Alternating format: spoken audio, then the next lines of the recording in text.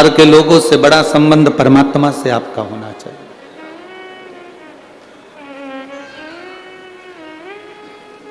दुनिया में ऐसा कोई व्यक्ति नहीं है जो तुम्हारे काम आएगा, पर तुम्हारी दुख की घड़ी में एक जरूर काम आएगा, तुम्हारा करा गया भगवान का भजन, तुम्हारा किया गया परमात्मा का नाम और शंकर जी पे चढ़ाया गया एक लोटा जल तुम्हारी अंत अवस्था में जरूर काम आएगा। सीहोर वाला महाराज तुम्हारी दुख की घड़ी में कभी नहीं पहुंचेगा, यह अंदाजा हटा देना कि सीहोर वाला महाराज हमारी दुख की घड़ी में आ जाएगा। सीहोर वाला महाराज तुम्हारी दुख की घड़ी में कभी खड़ा नहीं होगा।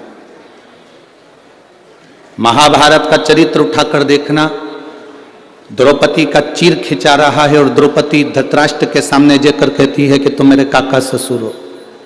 धृतराष्ट्र कहता है मेरी आंखें नहीं है, गांधारी कहती है मेरी आंखों पर पट्टी है। भीष्म पितामह कहते हैं मैं दुर्योधन के घर का अन्न खाया हूं।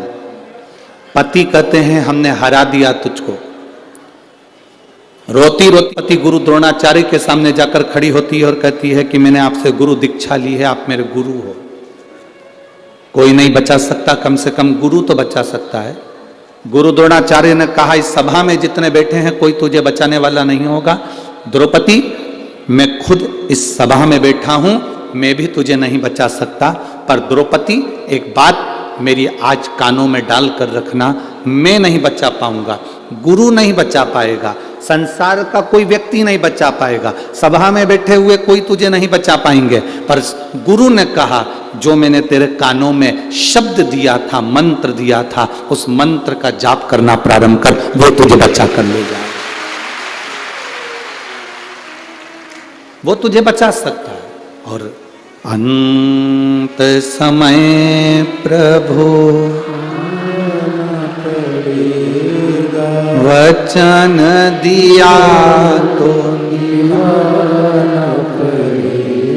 आप इस जितने रोड पर बैठे हुए हैं, जितने बाहर बैठे हुए हैं, जितनी दुकानों में बैठे हुए हैं, गाड़ियों पर, दीवालों पर, ट्रैक्टरों पर, टैंकरों पर, जहां जहां तुम लोग चढ़कर बैठे हो वहीं से बोलो अंत समय प्रभु वचन दिया तो आए ना आए प्रभु कुटुंब अंत समय प्रभु वचन दिया। ये गुरु द्रोणाचार्य का शब्द है, कोई तुम्हारी दुख की घड़ी में नहीं आएगा। ये अंदाजा छोड़ देना कि सीहोर वाला महाराज तुम्हारी दुख की घड़ी में खड़ा होगा। तुम्हारी दुख की घड़ी में सीहोर वाला महाराज कभी नहीं आएगा। पर एक बात याद रखना, दुख की घड़ी में सीहोर वाला महाराज नहीं आएगा, पर सीहोर वाला महाराज की जो तुमने बात मानी है, शिव जी के मंदिर में एक लोटा जल चढ़ाया है, एक बेलपत्र चढ़ाई है, श्री शिवाय नमस्तुभ्यम बोला है, वो तुम्हारे सामने जरूर, उसके सिवाय कुछ नहीं।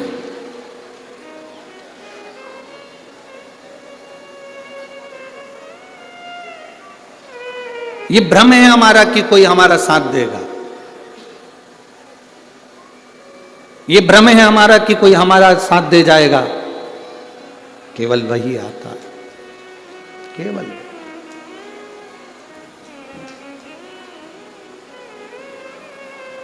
प्राण उसने दिए हैं।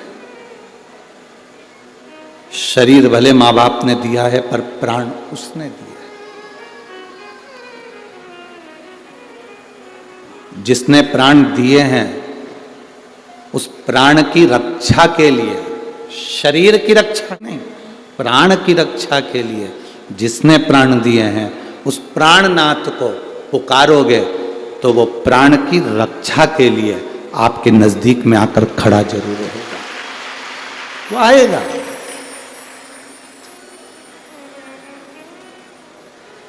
सबसे रिश्ता बनाना पड़ता है, पर परमात्मा से कोई रिश्ता नहीं बनाना। राजा जनक जी का एक संवाद आप लोगों ने श्रवण कर रखा होगा। शिव महापुराण में हम वर्णन करें राजा जनक का एक बड़ा सुंदर संवाद है कि राजा जनक ने याज्ञवल्क्य ऋषि से प्रश्न किया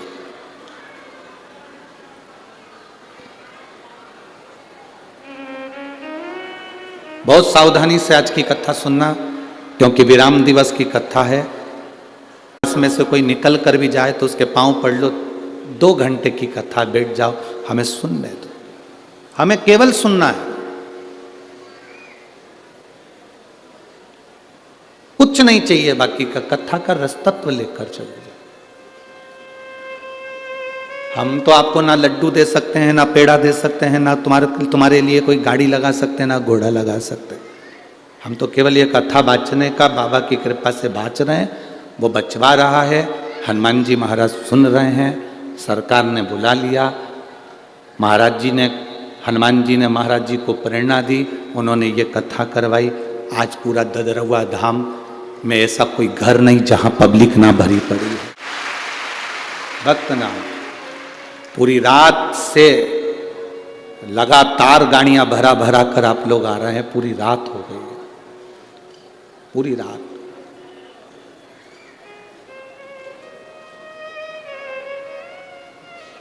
इसी पंडाल का एक वीडियो पूरे सब दूर चल रहा है। एक व्यक्ति पंडाल की ये ऊपर की बाउंड्री पे जो लड़के बैठे हैं, इसी बाउंड्री पर वो अपनी चद्दर बांधकर सो गया, जगह नहीं मिली तो, और रात भर भगवान की कथा के लिए इंतजार करता रहा, रात भर। अब जरा विचार करिए, तुम उसकी प्रतीक्षा कर रहे हो, तुम उसका इंतजार कर रहे हो, अपने दुख को सुनाने के लिए आप बाबा के दरवाजे पर आए हो, तो क्या मेरा बाबा तुम्हारे दुख काटने के लिए तुम्हारे दरवाजे पर नहीं आएगा?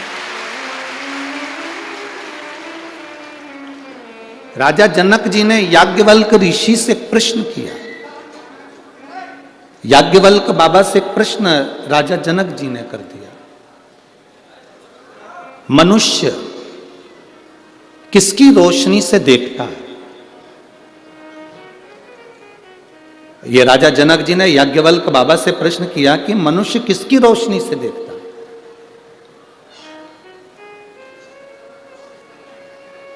याज्ञवल्क बाबा ने कहा मनुष्य सूर्य की रोशनी से देखता है। तो राजा जनक जी ने कहा सूर्य अस्त हो जाता है, इसके बाद किसकी रोशनी से देखता है?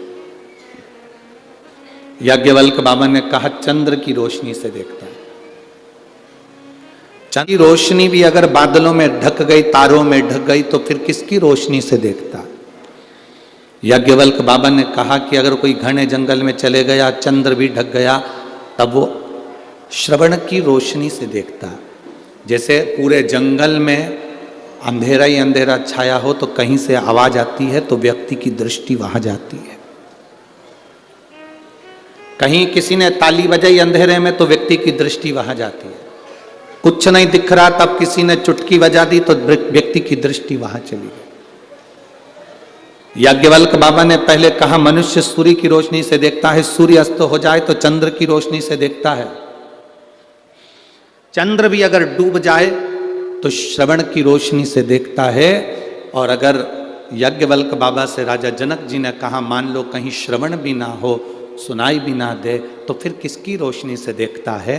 तो याज्ञवल्क बाबा ने कहा प्रत्येक मनुष्य जब पृथ्वी पर जन्म लेता है तो उसके अंदर स्वयं शिव समाया हुआ होता है, वो शंकर खुद रोशनी देता है। भारत की भूमि पे के ऐसे ऐसे राजा हुए जिन्होंने शंकर भगवान का प्रतिदिन अभिषेक करा है। राजा जनक जी शिव जी का रोज अभिषेक करते थे। राजा दशरथ जी शंकर भगवान का रोज अभिषेक करते थे।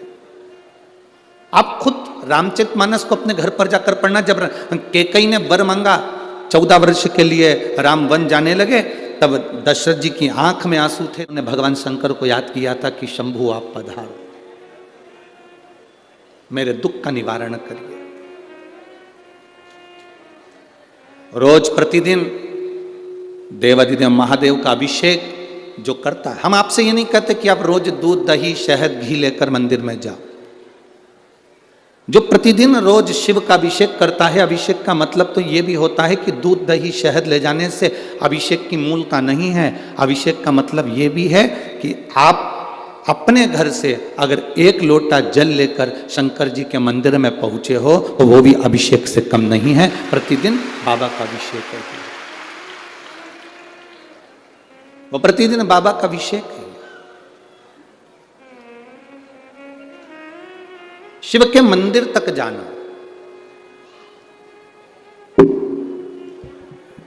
भगवान शंकर के मंदिर तक पहुंचना, भगवान शिव के द्वार तक जाना, भगवान शंकर की चौखट तक पहुंचना।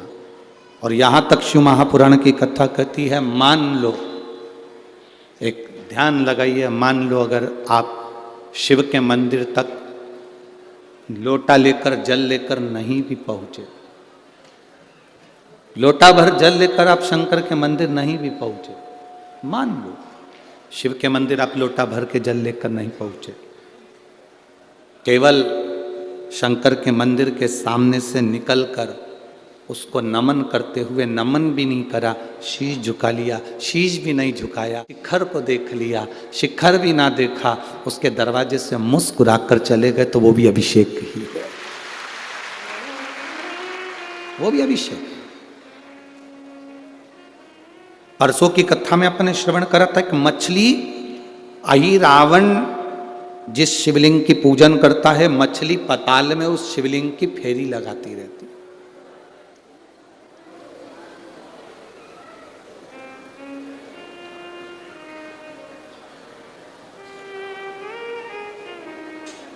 मछली शिवलिंग की फेरी कर रही है, उसके आसपास घूमती रहती है। शंकर भगवान ने कितनी बड़ी कृपा कर दी कि शंकर भगवान ने उस मछली का पेट भरने के लिए, उदर तृप्ति के लिए उसने आराधना करी, तो उसके घर में जो संतान हो वो बड़ी बलवान हो और उसको कुछ राजपद मिले। तो हनुमान जी के शरीर का पसीना उस मछली को दे दिया और मछली का गर्भ ठहर गया था और मकर ध्वज उत्पन्न हो गया। एक बार हनुमान जी महाराज के पोते,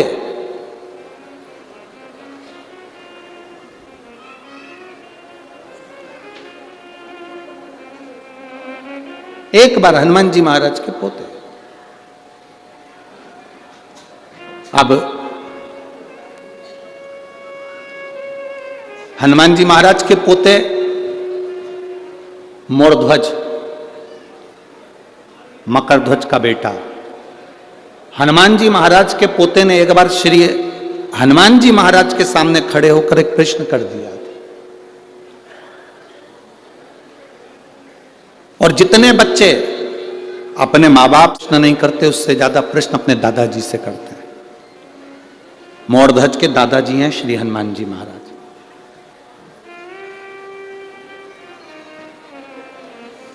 इसीलिए कई लोग हनुमान जी को दद्दा भी कहते हैं, दादा भी कहते हैं। आप लोगों ने सुना है कि नहीं सुना? कई लोग हनुमान जी को कहते हैं भैया दादा की कृपा है, दद्दा की कृपा है, भगवान की कृपा। एक दिन मोरध्वज ने, हनुमान जी के पोते ने हनुमान जी से प्रश्न कर लिया था, मकर ध्वज के बेटे ने। मोरध्वज को मालूम पड़ा कि मेरे दादाजी हनुमान जी हैं। मोरध्वज ने मकर ध्वज से कहा, पिताजी मुझे मेरे दादाजी से मिलना है। मोरध्वज पूछकर अपने पिताजी से दादाजी को ढूंढने के लिए निकल गया। अब मोरध्वज को यह नहीं मालूम था कि उसके दादा भगवान राम की भक्ति में कितने लीन रहते हैं, भगवान राम की भक्ति में डूबे रहते थे। मोरध्वज अपने दादाजी को ढूंढने के लिए निकला और ढूंढते ढूंढते ढूंढते ढूंढते मोरध्वज थक गया। हनुमान जी नहीं मिले, दादाजी नहीं मिले। तब आखिरी में मोरध्वज अपने दादा को ढूंढते ढूंढते ढूंढते ढूंढते जब थक गया, तब अंजना माता के पास में पहुंच गया। और उसको नहीं मालूम था कि ये मेरी परदादी हैं जिनके पास में मैं पहुंचा हूं, पर अंजना माता ने मोरध्वज को पहचान लिया। बड़ा सुंदर उसका स्वरूप था, बहुत सुंदर उसका स्वरूप। मेरी जीजियों,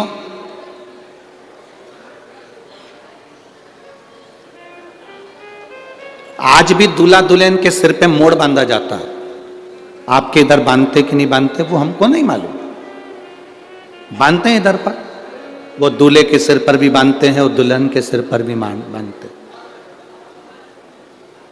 ये मोड़ जो दूल्हा दुल्हन के सिर पर बांधा जाता है, इस मोड़ का मतलब होता है कि तुम्हारी जिंदगी में अब शादी होने के बाद एक अलग से मोड़ आने वाला है, और उस मोड़ के आने पर तुम संभल कर चलना तो तुम्हारी जिंदगी सार्थक हो।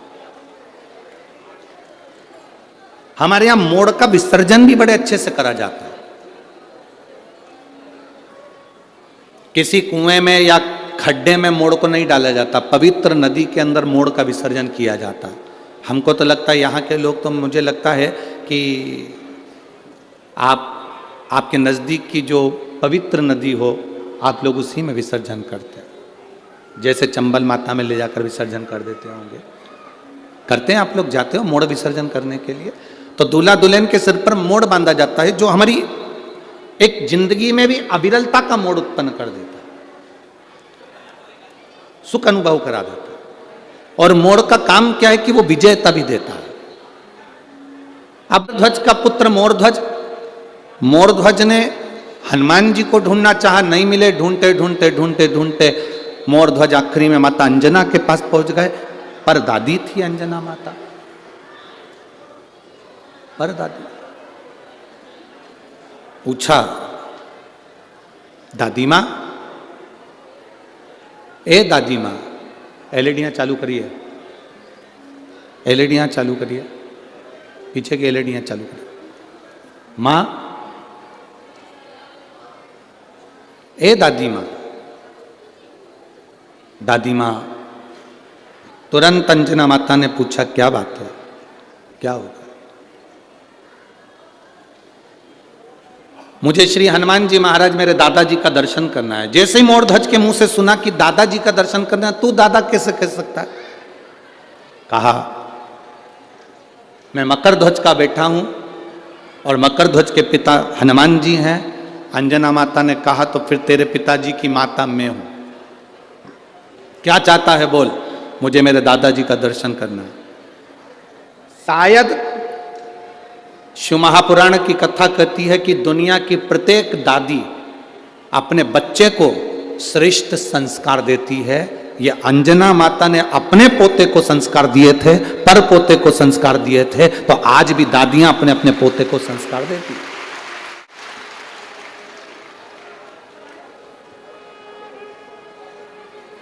एक मां भले बच्चे को कुछ भी सिखा दे,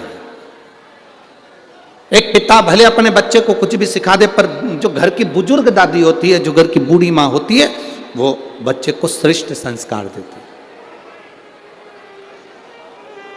और निवेदन है आपसे, ध्यान रखना अपनी जिंदगी में, बच्चों को कार दिलाओ ना दिलाओ, बच्चों को प्रॉपर्टी दिलाओ ना दिलाओ, बच्चों को गाड़ी दिलाओ ना दिलाओ, बच्चों को कार दिलाओ ना दिलाओ, पर शिव महापुराण की कथा कहती है कि बच्चों को संस्कार जरूर दिलाना, जिससे तुम्हारी जिंदगी सार्थक हो सके, तुम्हारा जीवन सुखमय हो सके, तुम्हारी जिंदगी में सार्थकता उत्पन्न हो सके, तुम्हारा जीवन सार्थक हो सके।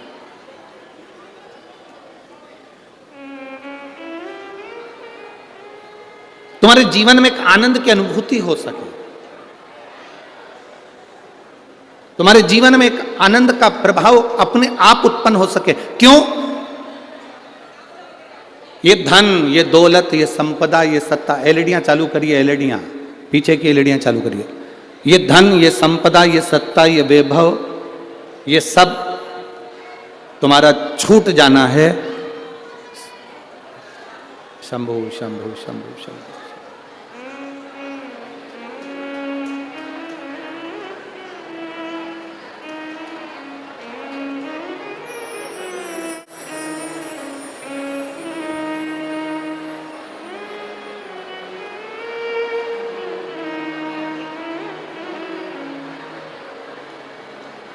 शंभो शरणे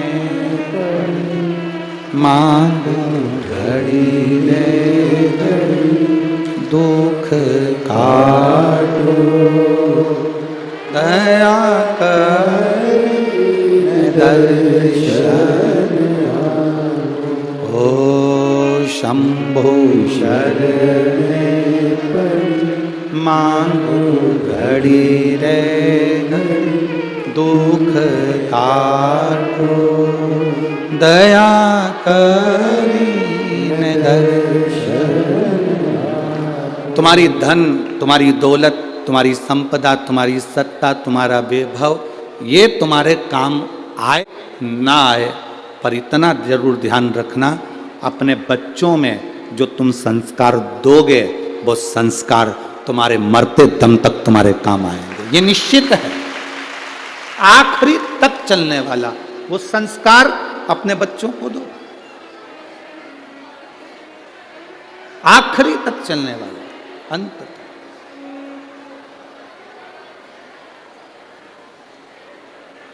जो जिंदगी की सार्थकता सिद्ध कर दे।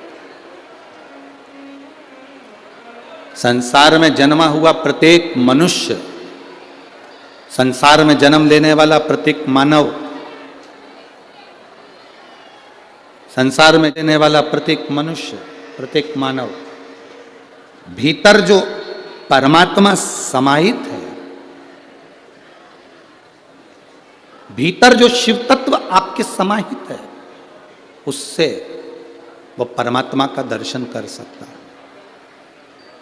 अच्छा एक बात बताओ, जब ज़्यादा बीमारी हो जाती है वेंटिलेटर पर पटक देते हैं, और वेंटिलेटर पर पटकने के बाद फिर डॉक्टर एक बात कह देता है, हम पूरी कोशिश कर रहे हैं।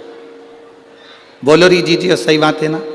डॉक्टर क्या कहता है? हम पूरी कोशिश कर रहे हैं, पूरी कोशिश हम कर रहे हैं, सारी कोशिश हम कर रहे हैं, पूरी कोशिश हम कर रहे हैं, पर अब जो है कि हमारे हाथ में कुछ भी नहीं है। अब किसके हाथ में है? अब उसके हाथ में।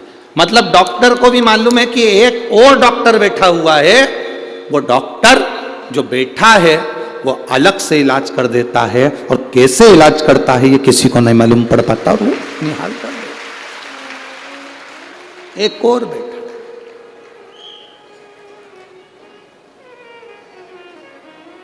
उसको पहचानने के नेत्र चाहिए आपको, उसको जानने के नेत्र चाहिए आपको।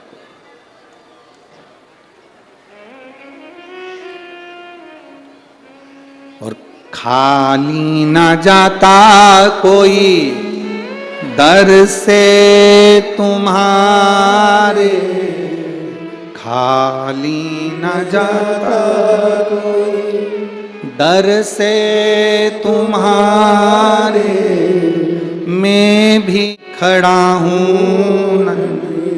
बाहें पसार, मैं भी खड़ा हूँ बाहें पसार, अपने हृदय से लगा लो, लगा लो, गिरा जा रहा हूँ, उठा लो, उठा लो, भोले अपने दर से अब तो न टालो, गिरी जा रही हूँ, उठा लो, उठा लो।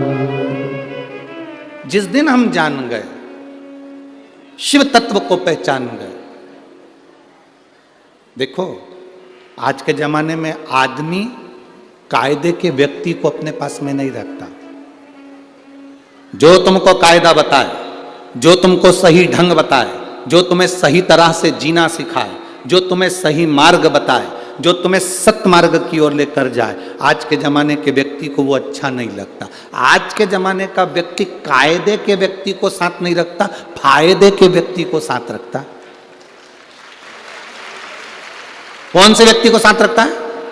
जम जम के बोलो जरा। फायदे वाला व्यक्ति।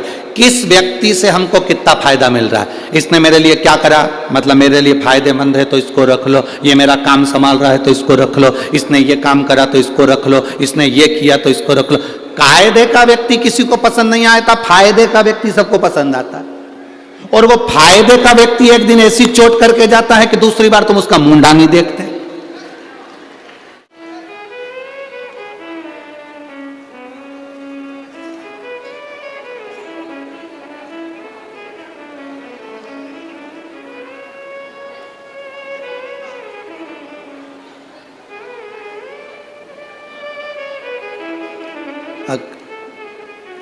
कोई लोग बात करते हुए जा रहे थे, कायरी जब ददरुआ धाम में इतनी भीड़ काय आ गई, कछु मिल रहा है का? तो एक छोटा सा लड़का पास में से निकल कर जा रहा था, वो कह रहा था यहां कुछ नहीं मिल रहा, तुम ये मत सोचो कि यहां कोई फायदे की चीज मिलेगी। उस बच्चे ने कहा यहां केवल एक कायदे की चीज मिलेगी कि तुम्हें जीने का तरीका आ जाए।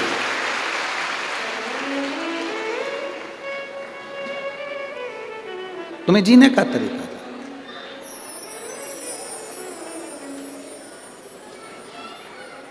हम भिखारी को रोटी देते हैं, आप लोग देते हो कि नहीं देते हो? जम के तो बोलो, देते हो?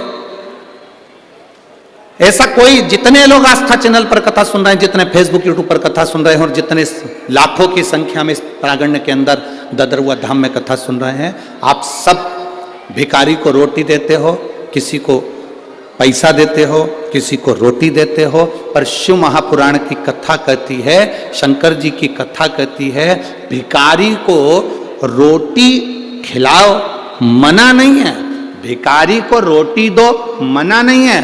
पर शिव महापुराण की कथा कहती है भिखारी को कब तक भिखारी रखोगे? भिखारी को कब तक भिखारी रखोगे? शिव महापुराण की कथा कहती है भिखारी को रोटी खिलाओ मना नहीं है, भूखे को भोजन कराओ मना नहीं है, भिखारी को भोजन दो मना नहीं है, पर भिखारी को रोटी खिलाने की जगह रोटी खिलाओ मना नहीं है, पर उसको रोटी कमाने का तरीका भी दो, उसको कुछ अच्छा कहने का तरीका दो। वो आया तुम्हारे दरवाजे पर, तुमने रोटी निकाली और दे दिया, फिर आया मांगने, तुमने फिर रोटी निकाली दे दिया, उसको कहो शरीर अच्छा है, परिवार अच्छा है, चल मैं किसी दुकान पर तुझे काम में लगा देता हूं, चल किसी पेट्रोल पंप पर तुझे काम में लगा देता हूं, चल किसी आश्रम में तू झाड़ू लगाना, पोछा लगाना, मकान साफ करना, आश्रम के जितने कमरे उसमें सफाई करना, चल मैं तुझे काम में लगा देता हूं। तू रोटी मांग रहा है। हर व्यक्ति आज के भिखारी को रोटी भी देना पसंद करता है, पैसा भी देना पसंद करता है, और भिखारी भी ऐसा हो गया कि वो रोटी और पैसा लेना पसंद करता है, पर कायदे से जिंदगी को जीना पसंद नहीं करता। उसको फायदा दिखता है कि मुझे 1 रुपया मिल जाएगा, 2 रुपया मिल जाएगा, 10 रुपया मिल जाएगा और मेरी जिंदगी सार्थक। ना ना ना, फायदे में तुम अगर फायदा देखकर चलोगे तो एक दिन घाटा खा जाओगे। ये बड़े बड़े घाटे लोगों को लगते काहे के लिए? नई नई कंपनी आती है, कंपनी आकर कहती है 50,000 रुपये जमा करो, 2 लाख रुपए लेके जाओ, फायदा दिखाते हैं और लेके भाग जाते हैं। इसमें कई माताएं ऐसी बैठी होगी जिनने, कई बिचारियों ने कहीं कहीं कोई ना कोई कंपनी में 100 50 रुपए इकट्ठे करके, कजन कौन कौन सी कंपनी, हमें तो नाम भी नहीं मालूम दादा, वो इकट्ठी कर करके रख लेते हैं। तुम लालच में दे देती हो, इतना ब्याज मिल रहा है, दुगना हो रहा है, चौगना हो रहा है, 8 गुना हो रहा है। अगर दुगना होता तो वो तुम्हें क्यों देता? खुद ही नहीं दुगना कर लेता, पर तुम्हारे पैसे लेकर वो तुम्हें दुगना दुगना करने का 1 महीना, 2 महीना, 4 महीना, 6 महीना तुम्हें सहयोग करता है। उसके बाद में जब तुमने सब दूर प्रचार कर दिया, ढेरों पैसा उसके पास इकट्ठा हो गया और उस पैसे को लेकर वो चला जाता, उस धन को लेकर वो चला जाता, उस संपदा को लेकर वो चला जाता, चले गया। वो धन लेकर चले गया, वो पैसा लेकर चले गया, वो संपदा लेकर चले गया। फायदा देखा ना तुमने, कायदे का आदमी नहीं ढूंढा, तुमने फायदा देखा कि दुगना हो रहा है। और एक व्यक्ति था तुम्हारे पास में, वो कह रहा था देखो जी मेहनत करो, थोड़ी सिलाई मशीन ले लो, अपना खुद का शोरूम डाल लो, तुम्हारा काम कर लो, तुम्हारा ये काम कर लो, मेहंदी का काम अच्छा है तो मेहंदी का काम कर लो, तुम्हें जो काम अच्छा लगता है वो काम कर लो, तुम चोली अच्छी सिलो तो चोली का काम सीख लो, तुम अगर लहंगा अच्छा सिलो तो लहंगे का काम कर लो, चप्पल अच्छी बना सकते हो तो चप्पल का काम सीख लो, कढ़ाई अच्छी आती हो तो कढ़ाई का काम सीख लो। एक व्यक्ति कह रहा है अपने पैसे को खुद पर खर्च करो, खुद इतनी मेहनत करो कि 4 चांद लग जाए, तुम्हारा धन, तुम्हारा सामान तुम्हारे पास में रहना चाहिए। पर तुमने फायदा देखा, यहां से फायदा ज्यादा होगा, फायदा ज्यादा होगा, फायदा ज्यादा होगा, और फायदे के चक्कर में मालूम पड़े सब नष्ट हो गया। इसलिए शिव पुराण कहती है कायदे का व्यक्ति ढूंढना, फायदे का व्यक्ति मत ढूंढना। कायदे का व्यक्ति मिल गया तो नैया पार कर देगा। यदि कायदे का व्यक्ति मिल गया तो नैया पार कर देगा। कायदे का व्यक्ति ढूंढिए, फायदे का नहीं। हम देखते हैं कि हमारी फायदा कहां से हो सकता है, कहां से 500 रुपए आ सकते हैं, कहां से 1000 रुपए आ सकते हैं, कहां से 10,000 आ सकता है, कहां से 25,000 आ सकता है। हम फायदा ना देखें, हम कायदा देखें कि हमारी भक्ति में वो बल बढ़ जाए, हमारे भजन में वो बल बढ़ जाए। जैसे मीरा, कर्मा, नरसिंह मेहता, नामदेव, ध्रुव, प्रहलाद, इनकी भक्ति में जो बल बढ़ गया था, ऐसा बल हमारे भीतर बढ़ना चाहिए। ऐसा बल हमारे भीतर बढ़े।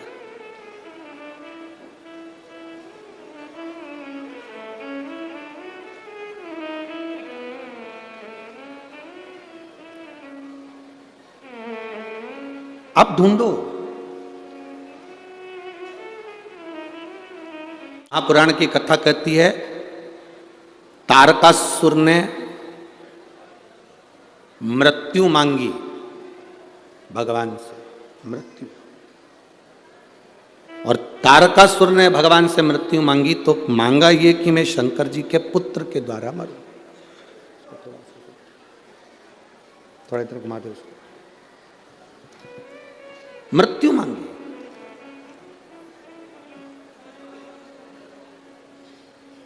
और तारकासुर ने मृत्यु मांगी तो मांगी बस शिव के पुत्र द्वारा, भगवान शंकर के पुत्र द्वारा।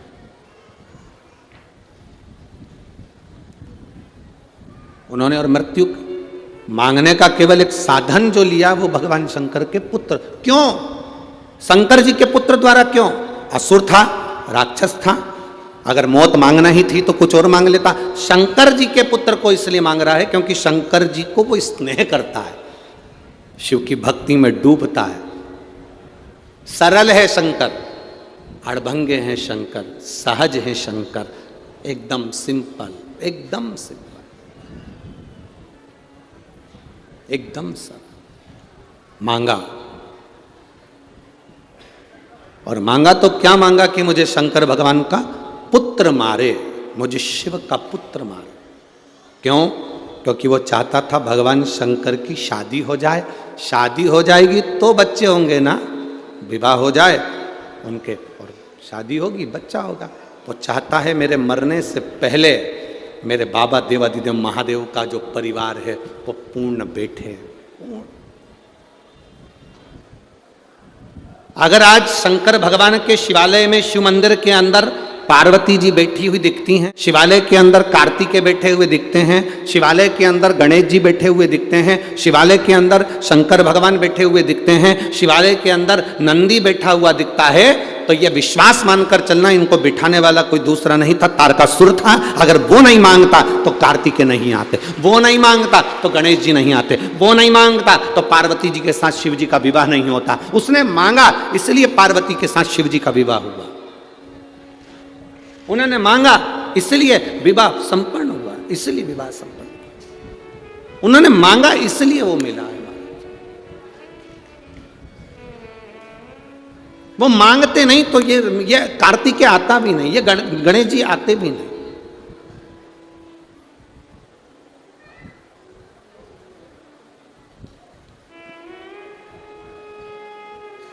महाराज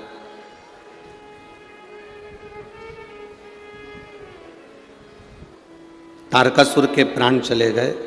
तारकासुर के 3 बेटे थे, तारकाक्ष, विदुम्माली, कमलाक्षकी। तीनों ने 3 पुरियां बसा ली थी और उन 3 पुरियों के राजा बनकर बैठ गए थे। किसी देवता से उनकी पुरियां भस्म नहीं हुई। पुरी का मतलब होता है नगर, शहर, प्रदेश। जैसे हम कहते हैं ना जगन्नाथपुरी, द्वारकापुरी, ऐसी पुरियां, काशीपुरी, कांचीपुरी, अवंतिकापुरी, ऐसे ऐसी पूरा क्षेत्र, अपना नगर, अपना शहर बसा लिया। अब जब तारकासुर के तीनों बेटों ने अपनी अपनी पुरियों का निर्माण कर लिया, एक बेटे ने मांगा मुझे सोने की पुरी बनाओ, सोने का नगर, एक ने मांगा मुझे चांदी का नगर बसाओ, तीसरे ने कहा मुझे लोहे का नगर बसाओ। 3 नगर बस गए, बड़े बड़े नगर। उपद्रव चालू कर दिया। जब व्यक्ति संपदावान हो जाता है, वैभववान हो जाता है, बहुत ज्ञानवान हो जाता है, तो उसमें थोड़ा सा अहम आ जाता है, थोड़ा सा अहंकार आ जाता है। शिव महापुराण की कथा कहती है, ये चमक ये दमक फुल्ल वन में महक, सब कुछ सरकार तुम्ही से है। अपना है क्या? आज अगर ददरउआ धाम में इतना विशाल विशाल आयोजन अगर हो रहा है, ददरउआ धाम में इतना विशाल विशाल कथाएं हो रही हैं, भंडारे हो रहे हैं, भोजन चल रहा है, लोग भगवान की भक्ति कर रहे हैं, तो ये चमक ये दमक फुल्ल वन में महक सब वो श्री हनुमान जी महाराज की है, जिन्होंने संसारवासी को सब कुछ उनका। और इस ददरउआ धाम में विराजमान होने वाले चाहे महाराज जी के गुरु जी हों, जिनका ये वर्ष चल रहा है, जिसका ये आयोजन चल रहा है, CFPA उत्सव चल रहा है, चाहे महाराज जी हों, चाहे उनके दादा गुरु हों, चाहे उनके गुरु हों, जिन्होंने भजन किया, भक्ति करी, उसका फल है, उसका फल। हमने पहले दिन की कथा जब चालू करी थी तो हमने श्री अखिलेश तिवारी जी जो यहाँ के यजमान बने हैं, गुरु जी के कृपा पात्र, तो हमने उनसे कहा था शिव महापुराण के यजमान बनने के लिए लोग महाराज जी 2027 तक लाइन लगाकर खड़े हुए हैं। ये तो महाराज जी की कृपा थी जो अखिलेश तिवारी जी आपको ये यजमान पद मिला।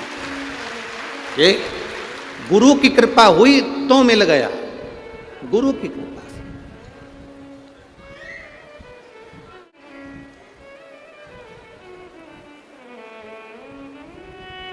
कहीं प्रभु कृपा करता है तो होता है। महाराज 2027 2028 तक के लाइन लगी हुई है शिव महापुराण की, केवल कथा का रस तत्व ग्रहण करने के लिए, केवल शिव की भक्ति और कुछ भी नहीं। क्यों लाइन लगी है? ये 2026 2027 तक कौन कौन लाइन लगाकर खड़ा हुआ है? कोई दूसरे लाइन नहीं लगाते। आप लोग जो शिव पुराण की कथा में कथा सुनने आते हो, आखिरी दिन बाबा से कहकर जाते हो, बाबा इतनी झोली भरना कि जिंदगी में मैं भी एक बार शिव पुराण की कथा करवाऊं, वो लाइन लगा।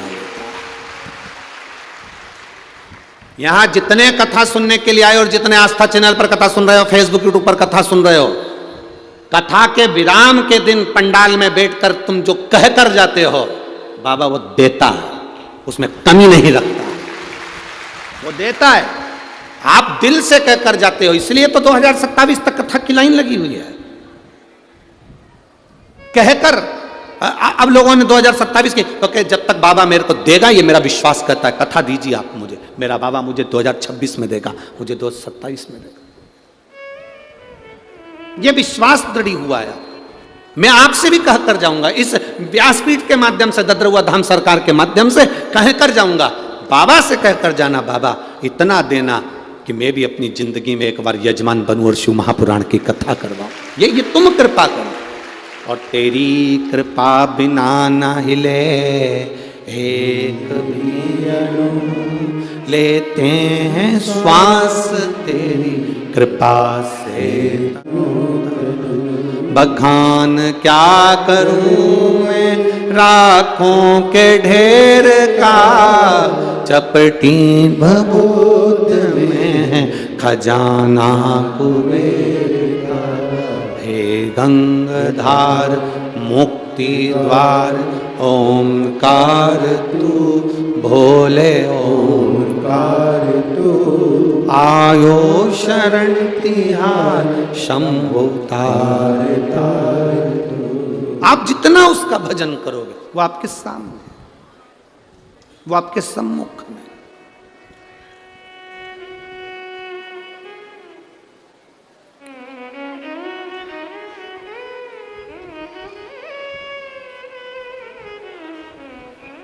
कई लोगों को गलतफहमी हो जाती है, कई बार प्रशासन को भी ऐसा हो जाता है कि आखिरी दिन की कथा सुबह 9 बजे है, 8 बजे है, इतनी जल्दी कौन आएगा, कौन पहुंचेगा। पर जब भक्तों का आना चालू होता है तो प्रशासन भी कहता है कि इतनी सुबह से इतने सारे कैसे आ गए। उनको भी लगता है कहाँ से आए। हम कहते हैं ये कोई साधारण मनुष्य कथा सुनने के लिए कभी शिव पुराण में नहीं जाता। माली अपनी टोकनी में वही फूल रखता है जो माली को अच्छा लगता है। हम बेलपत्र वो ही तोड़ कर रखते हैं जो अच्छी होती है। बोलो सही है कि गलत है? जब हम अपनी झोली में बेलपत्र अच्छी रखते हैं, फूल अच्छा रखते हैं, तो मेरे महादेव भी अपनी कथा में अच्छे अच्छे फूल लेकर आता है। कोई साधारण नहीं है।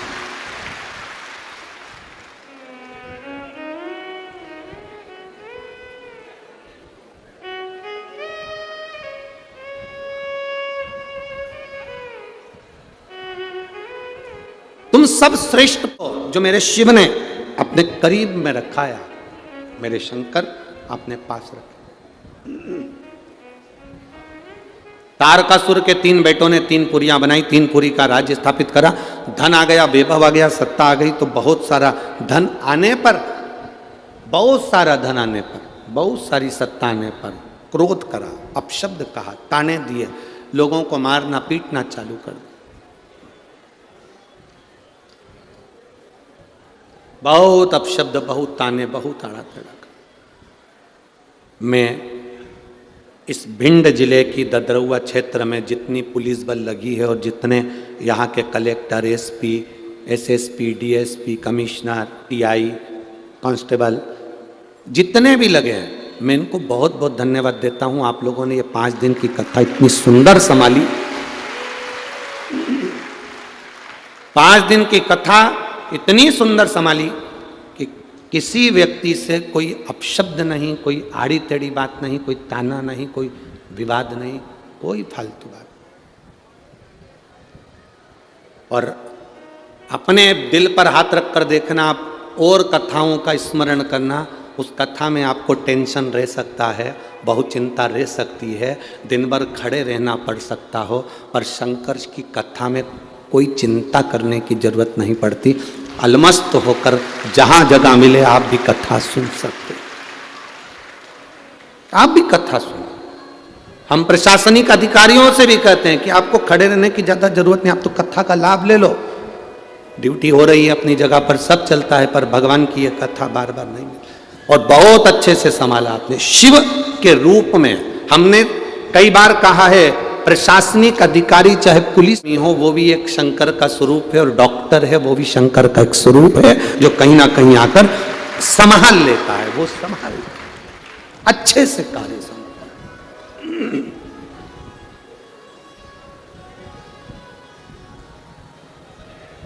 आप शिव भक्ति को करो, शिव आपको टेंशन से मुक्त कर देता है। आप में से जितने लोग भी शंकर जी के मंदिर में जल चढ़ाते हैं ना, जब से आपने जल चढ़ाना चालू करा है उसके पहले के दिन निकालना, और जब से आपने जल चढ़ाना प्रारंभ करा उसके दिन निकालना। पहले जब जल चढ़ाते नहीं थे, जब मंदिर नहीं जाते थे, शंकर के मंदिर में जल नहीं चढ़ाते थे, वो दिन निकाल कर देखना कितने टेंशन के दिन निकलते थे। रोज कुछ ना कुछ विवाद, क्लेश, अपशब्द, कहीं पैसे की दिक्कत, कहीं कोई दिक्कत। जब से महादेव को आपने जल चढ़ाना प्रारंभ करा, उसके बाद के दिन निकाल कर देखिए, आपको मालूम पड़ जाएगा कि आपका जीवन क्या है। आपका जीवन क्या है, आपको मालूम पड़ेगा कि शिव को जल चढ़ाने का लाभ क्या है, शंकर के मंदिर जाने का लाभ क्या है, शिव की स्तुति करने का लाभ क्या है, शंकर का गुणगान करने का लाभ क्या है, शंकर की भक्ति में डूबने का लाभ क्या है, शंकर की शिव महापुराण की कथा का रसतत्व ग्रहण करने का लाभ क्या है। उसका एक तत्व आपके भीतर समाहित होगा।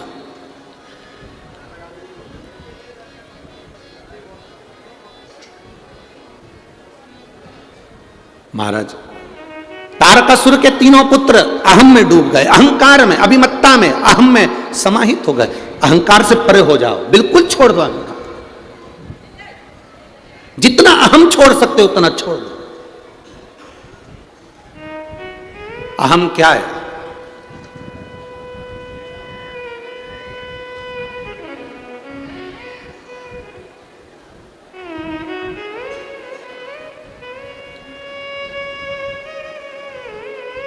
कौशल्या मैया के पास में राम जी महाराज आकर बैठे। माता कौशल्या ने गले से राम जी को लगाया। कौशल्या जी ने से कहा, बेटा तूने रावण को मार दिया? माता कौशल्या राम जी से कह रही है मेरे बेटे राम ने रावण को मार दिया, लंकेश को मार दिया। राम जी कहते हैं मैंने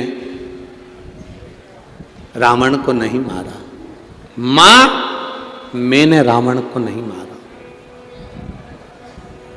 तो कौशल्या माता ने कहा तूने रावण को नहीं मारा तो फिर मारा किसने? राम जी कहते हैं मैंने रावण को मारा। अभी क्या कर रहे थे राम जी? मैंने रावण को नहीं मारा, मां मैंने रावण को नहीं मारा। कौशल्या जी ने पूछा तूने रावण को नहीं मारा तो फिर रावण को मारा किसने? तो राम जी कहते हैं मैंने रावण को मारा। मां पूछती है अभी तो तू कह रहा था कि मैंने रावण को नहीं मारा, अब तू कह रहा है कि मैंने रावण को मारा, ये कैसी बात है राम? राम कहते हैं मां राम ने रावण को नहीं मारा, रावण को उसके मैं मतलब अहंकार, अहंकार ने रावण को मार दिया। कभी मत कहो कि मैंने कुछ करा, ना ना ना, करते हो मेरे बाबा, मेरा नाम हो रहा है, प्रभु आपकी कृपा से सब काम हो रहा है, मैं नहीं कर सकता कुछ। शिव महापुराण की कथा में स्वयं तुमरुका जी चंचुला देवी को शिव महापुराण की कथा सुनाते हैं। चंचुला का पति बिंदुक प्रेत योनि में पड़ा हुआ है। तुमरुका जी जब कथा सुनाने के लिए बैठे, देव अधिदेव महादेव ने कहा तुमरुका जी मैं यजमान बनाऊं। शंकर पार्वती शिव महापुराण के यजमान थे, ईश्वर जी गोरा जी बनकर कथा सुन रहे थे। शंकर पार्वती ने कहा तुमरुका जी मैं यजमान बना हूं, तुम कथा कहना प्रारंभ करो। तुमरुका जी ने हाथ जोड़कर कहा शिव महापुराण की कथा मैं बांट सकूं ये मेरी सामर्थ्यता नहीं है, कोई दूसरी पुराण होती तो मैं बांट सकता था, पर शिव पुराण की कथा मैं कभी नहीं बांट सकता। शिव महापुराण की कथा कौन बांचेगा? शंकर भगवान से तुमरुका जी ने कहा कथा आपको बांचना पड़ेगी। शंकर जी कहने सुनेगा कौन? तुमरुका जी कहते कथा आपको सुनना पड़ेगी। शिव महापुराण की कथा करवाएगा कौन? क्योंकि चंचुला देवी तो वेधव्य है, ये कैसे करवा सकती है? तो कथा करवाओगे भी आप, सुनोगे भी आप और बांचोगे भी आप, कोई दूसरा नहीं बांच सकता।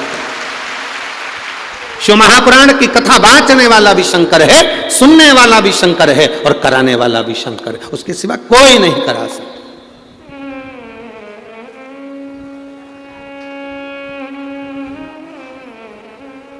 आप ये छोड़ दो कि मैं कर रहा हूं, आप कैसे कर सकते हो?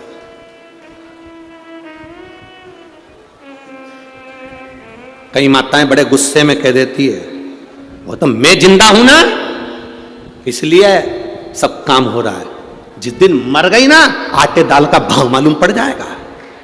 ये जितनी जितनी बूढ़ी बूढ़ी माताएं होती है ना बहुत अकड़ में कहती हैं वो तो मैं हूं ना इसलिए ये दिवाली पे गुजिया पपड़िया बन रहा है, जिस दिन मैं मर गई ना उस दिन आटे दाल का भाव मालूम पड़ जाएगा। तो जो डोकरी तुमसे ऐसा के उससे क्यों आधे घंटे मरी जा, आधा घंटा मर। एक सेठ जी थे वो हमेशा कहते थे मैं मर जाऊंगा तो मेरे पीछे पूरा परिवार मर जाएगा, मेरा परिवार मुझे इतना चाहता है, मेरे घर के लोग मुझे इतना चाहते हैं कि मैं मर गया तो मेरा पूरा परिवार मर जाएगा। एक गुरुजी आ गए, उन गुरुजी ने सेठ जी से कहा काय को मेरा मेरा करते रहते हो, मेरा परिवार मेरा परिवार, मेरा घर मेरा परिवार, मेरा दुकान, मेरी सत्ता, मेरा वैभव, मैं मर जाऊंगा तो मेरा परिवार मर जाएगा, क्या तुम्हारे परिवार वाले तुमको इतना चाहते हैं? हाँ, मैं मर गया तो मेरा पूरा परिवार मर जाएगा। गुरुजी ने कहा ले ये एक काम कर कि तू आधे घंटे के लिए पानी पीता पीता लुढ़क जा, मैं सबसे कह दूंगा तू मर गया, मैं भी तो देखूं कितने मर रहे तेरे साथ। इतने में सेठ जी बोले गुरुजी क्यों फालतू की बात करते हो, जरा सा मुझे कुछ हो जाता है तो मेरी पत्नी रोने बैठ जाती, छाती पीटने बैठ जाती है, उसकी तो बीपी ऊंचा नीचा हो जाता है, शुगर ऊपर नीचे हो जाती है, चक्कर खा के नीचे गिर जाती है। गुरुजी बोले ऐसा नजारा मैंने आज तक नहीं देखा, मर तो थोड़ा तो गिर, ये तो मैंने आज तक नहीं देखा है ऐसा। मेरा बेटा एक मिनट मुझे देखे बिना नहीं रह सकता, वो मर जाएगा, मेरा पोता पोती मर जाएगा। गुरुजी बोले मैं सब देख लूंगा, तू तो मर, और अगर मेरे परिवार को कुछ हो गया तो गुरुजी बोले उसकी गारंटी मेरी स्टाम्प पे लिखवा ले, तू मर। उसने कहा अगर कुछ हुआ, गुरुजी बोले मर तो बस पानी पीते पीते लुढ़क जा, कितनी देर तक मरूं, बस सांस रोक लेना, मैं डॉक्टर से खिलवा दूंगा ये मर गया, जब तक मैं नहीं बोलूं तब तक उठना मत, आओ देख लेना गुरुजी अगर मेरे परिवार को कुछ हो गया तो तुम जानना। गुरुजी बोले मेरी गारंटी तुम मर। वो पानी पीता पीता लुढ़क गया, सांस रोक ली, डॉक्टर को उन्होंने 100-500 रुपए दिए और कहा बोल दो ये मर गया। डॉक्टर साहब भी वहीं बिठा लिया और कह दो मर गया। डॉक्टर ने कह दिया मर गया। पत्नी खूब धाड़ धाड़ के रोने लगी। पत्नी खूब रोई, नई नई डिजाइन में रोई, खूब अच्छी अच्छी डिजाइन में रोई। रात को मक्का की रोटी खाई थी, सुबह तो आवाज तक नहीं आई। खूब डिजाइन में रो रही।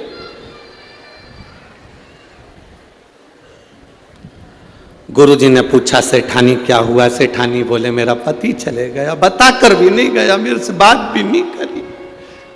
गुरुजी बोले मेरे पास में एक ऐसी बूटी रखी है, तू खाएगी, तू मर जाएगी, तेरा पति जिंदा हो जाएगा, ले। इतने में सेठानी बोली इनकी तो उम्र हो गई थी।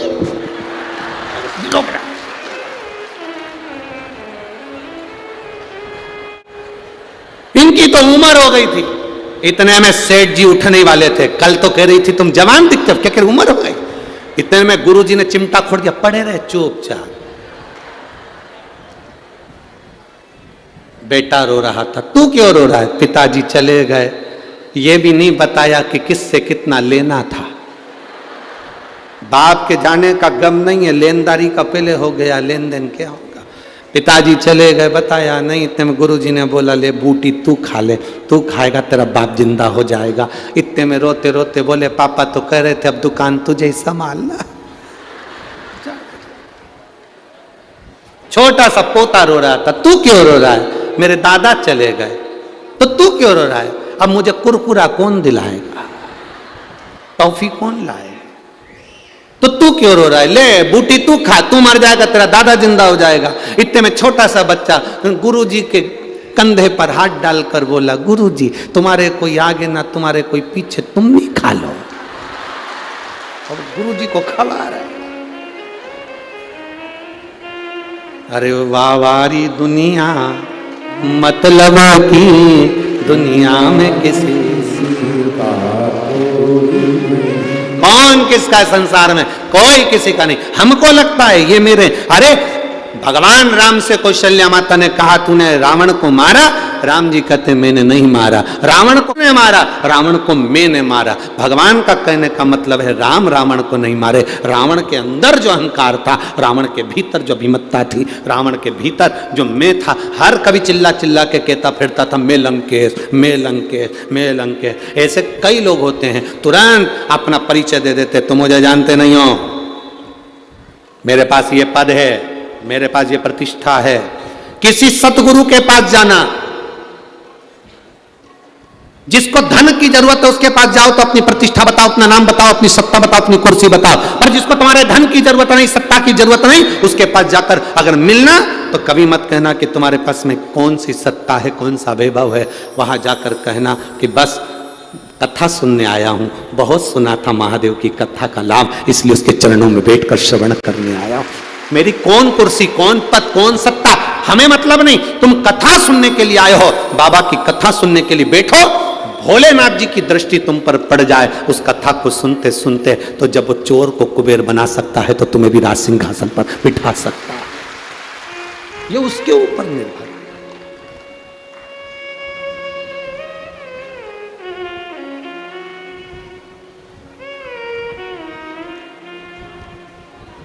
भक्ति के बल को बढ़ाना। तारकासुर के 3 पुत्र तारकाक्ष, विनुमाली, कमलाक्षकी ने पुरियों का निर्माण कर लिया, पर देवताओं से वो पुरी जलाई नहीं गई। जो उन्होंने नगर बसाया था वो नगर समाप्त करते नहीं बना।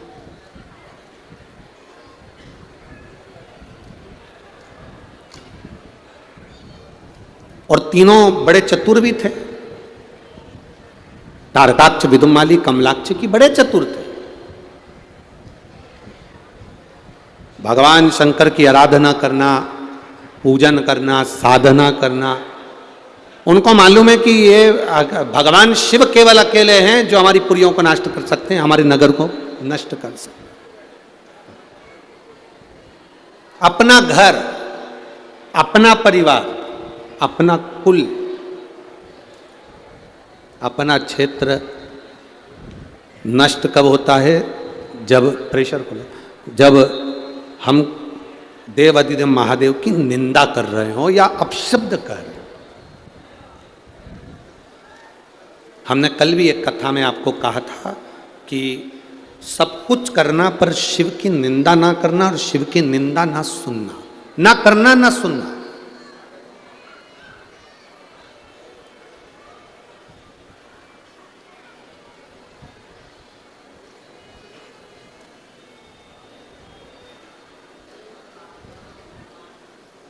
ना हमें निंदा करना है, ना हमें निंदा सुनना है।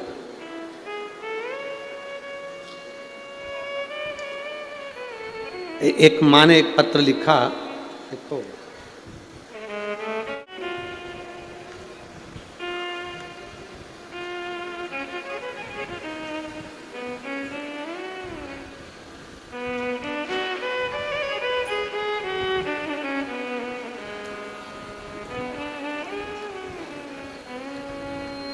कुसुम कुशवाहा कहीं बैठी हैं? कुसुम कुशवाहा,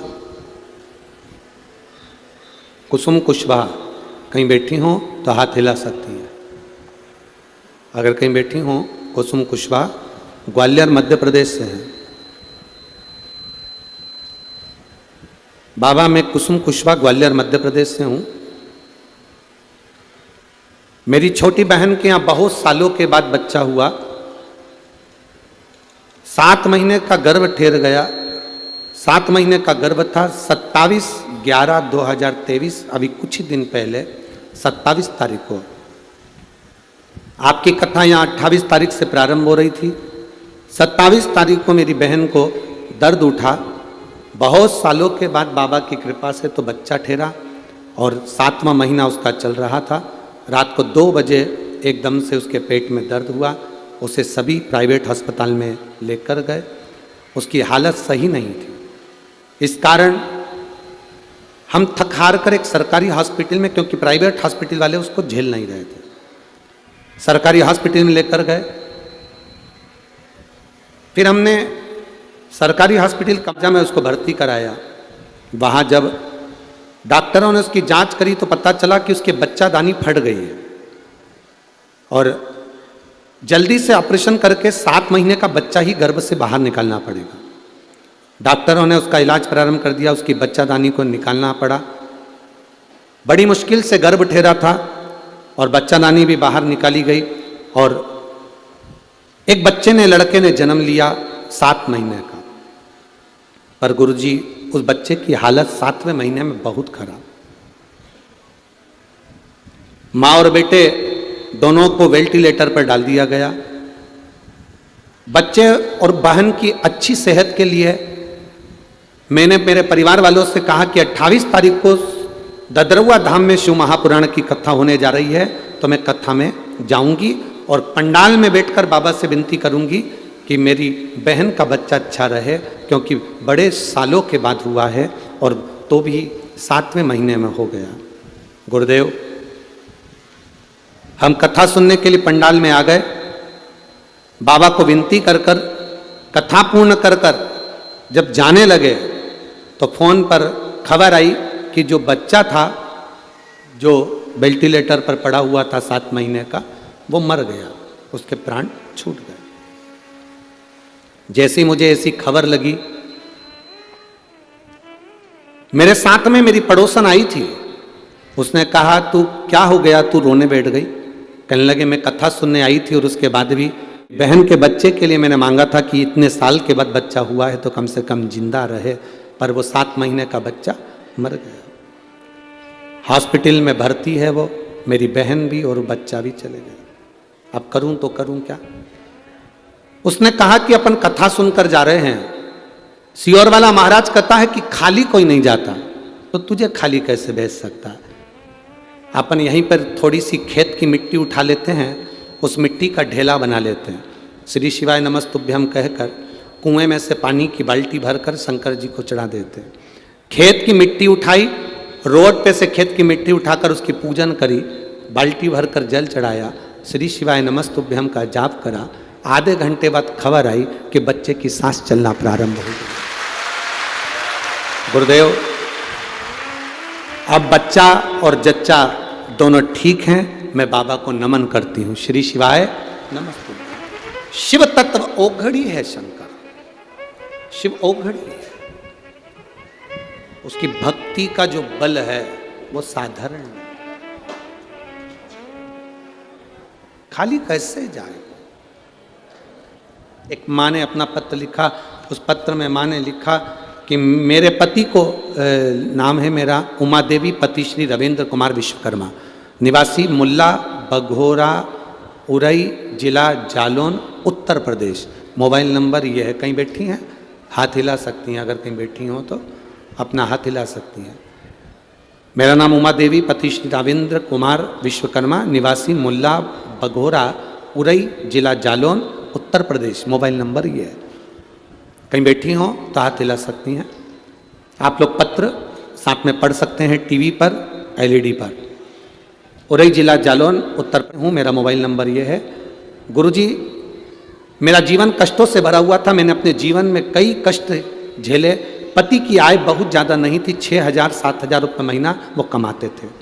फिर भी उसी में मैंने अपने बेटे को पढ़ाया भी और बाबा को जल चढ़ाना सिखाया भी। गुरुदेव, मेरा बेटा निशांक विश्वकर्मा कई सालों से नौकरी की तलाश कर रहा था। आप लोग पत्र को एलईडी पर पढ़ें, आस्था चैनल पर पढ़ें। कई सालों से नौकरी की तलाश कर रहा था पर नौकरी लग नहीं रही थी। फिर किसी के कहने पर मैंने टीवी पर 2022 दिसंबर के महीने से कथा सुनना प्रारंभ किया और बाबा एक लोटा जल चढ़ाना प्रारंभ किया। उस जल का और बाबा की कृपा का मैं क्या वर्णन करूं गुरुदेव जी। बाबा सही में कुछ ना कुछ ऐसा कर देते हैं, मैं उसका क्या बखान करूं गुरुदेव। बाबा की कृपा। कभी नहीं सोचा था कि मेरे बेटे की सरकारी नौकरी लगेगी, क्योंकि हमारी पीढ़ियों में किसी की सरकारी नौकरी नहीं थी। पर मेरे बाबा ने एक लोटे जल का, मंदिर में पोछा लगाने का, झाड़ू लगाने का फल दिया। मेरे बेटा इनकम टैक्स विभाग का ऑफिसर बन गया। मैं बाबा को नमन करने के लिए आया। ये शिव तत्व है, ओघड़ी है शंभु, उसको शिव कहते हैं।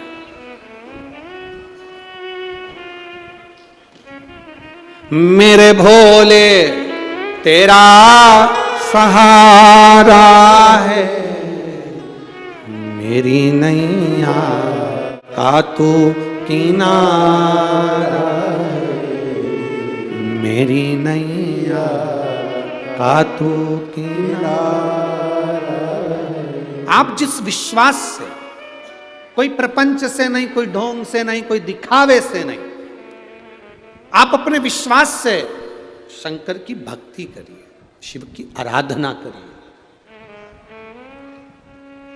ए मेरी भिंड की जीजियों और मेरे जीजाओं, आप लोग बहुत दूर दूर से आए हो, 100-100, 50-50 रुपए।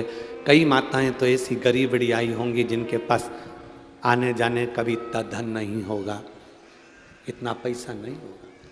पर मेरा विश्वास मेरे बाबा पर है और मुझे विश्वास है मेरे शंभू पर, मुझे विश्वास है डॉक्टर हनुमान जी पर कि वो आपको खाली नहीं भेजेंगे, भर कर भेजेंगे। खाली नहीं जाओगे, भरोसा प्रबल।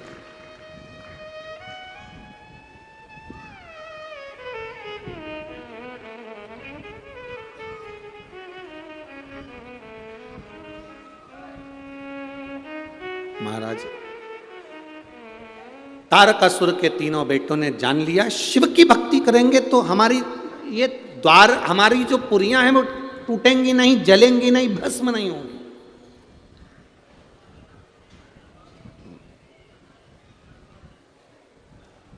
कई लोग आपसे कहेंगे इतने समय से जल चढ़ा रही है, इतने समय से कथा सुन रही है, कुछ मिला? उससे कहना कुछ मिले ना मिले, पर शिव कथा में मेरा दिल लगा रहता, एक ना एक दिन मेरा महादेव मेरी सुनेगा जरूर। कुछ मिला ना मिला, क्या मिला क्या ना मिला उससे मतलब नहीं है। एक महिला यहां बैठी हुई है, उसका पत्र था कि रजस्वला धर्म भी नहीं आता था, रजो धर्म भी नहीं आता था, डॉक्टर के हिसाब से संतान नहीं हो सकती थी।